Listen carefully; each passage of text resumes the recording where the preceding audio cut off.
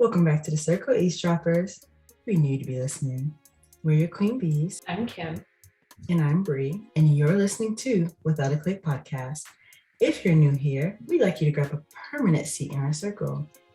But also, if you enjoy our content and would like to support us, then you can join us on our inner circle over on Patreon, where you can luxuriously enjoy early access to ad-free episodes along with exclusive bonus content. But if you're totally not into that, then you can just show your support by subscribing to our YouTube channel or following us on TikTok. So on last week's episode,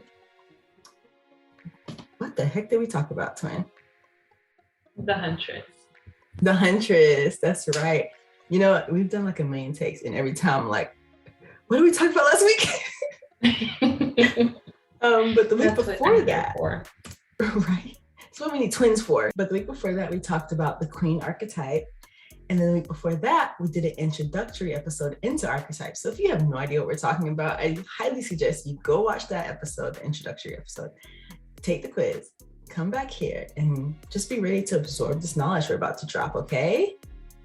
So today we're talking about the Sage, which is my favorite. I know I said they're all my favorite, but this one really is like my favorite.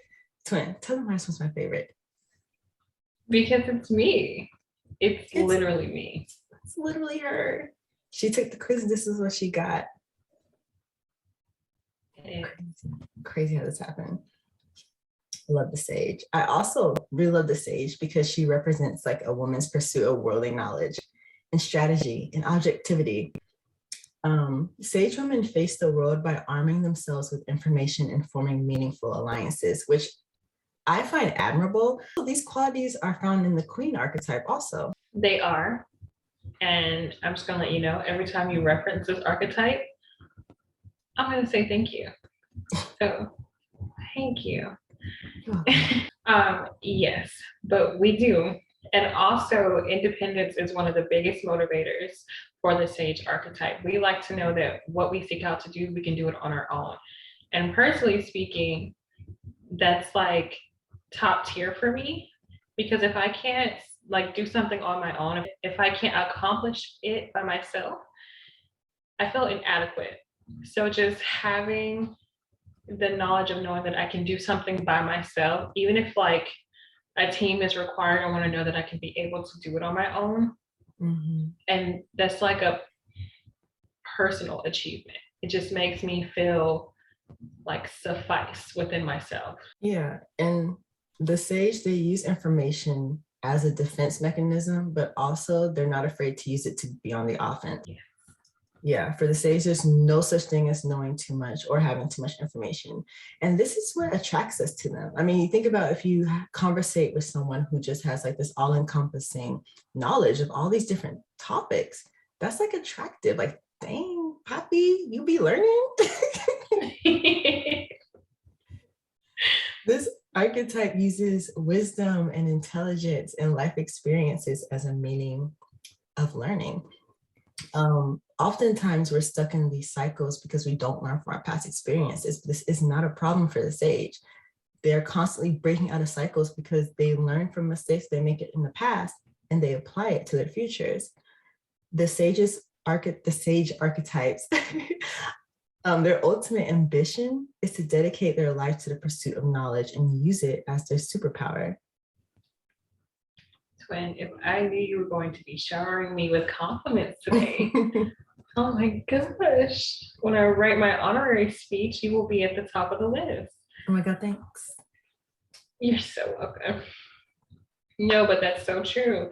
And I'm going to speak from a personal experience because we did say that we would tell you guys about ourselves. So going back to when Twin said that like learning experiences, we use that to break out of cycles. That's so true, because if you are not analyzing what you're going through, and not even that, but your mentality when you're going through it, then you can't really grow. Things happen for a reason. And when you have just the perspective of knowing that something that will always be greater than what the circumstances look like, you're always going to remain in this like stagnant pattern. So for the Sage archetype, we use that to not only navigate throughout life, but to not try to create the same mistakes over and over again. Yeah. Yeah. I think that my favorite example of this is Olivia Pope. And if you know me, then you know what she means to me. Right, twin? Yes, true, for sure. She loves Olivia Pope. She loves Scandal. It's very near and dear to her heart. I eat, breathe, sleep Scandal. I do. But Olivia not only has an abundance of knowledge, but she uses it to her advantage to achieve every obstacle put in front of her. And if you score the highest on this archetype and you haven't seen Scandal, then I would highly recommend going to watch it, even if it's just a couple of episodes. Then you'll see like what we mean in reference to her. But no is not really a word in her vocabulary. And my girl Kris Jenner always says, if someone tells you no, then you're speaking to the wrong person. It's true. No, it's very true. Sometimes you gotta step into the Karen archetype, handle business. You do, because sometimes it'll help you to achieve what you're trying to achieve. For sure. But her personality, it embodies literally the deepest sense of the sage archetype. So she's a powerful, a wise, a no-nonsense, taking cognitive fulfillment of truth. And the sage archetype, like Olivia, they strongly believe that the truth will lead them to freedom. You just have to know how to use it. The truth will set you free, but first it'll piss you off. Cue music. Hey, bad bitches wanna be my babe. Hey. Thank you. This archetype has a foundational identity attached to belief that thinking is what defines the human experience. And I mean, that's kind of like obvious, because what do we do every day? Think.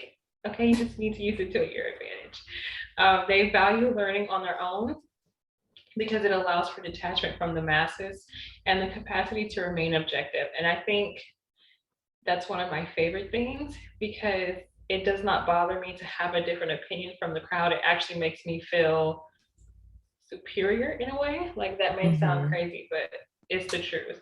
And I think especially in this day and age, a lot of people are so quick to jump on the bandwagon because they don't want to be looked at as different, but why not? That's all. Thank you for coming to my TED Talk. It's a great TED Talk. Thank you. Well, I guess that's the 411 on the Sage archetype. Thank you, eavesdroppers, for joining us today.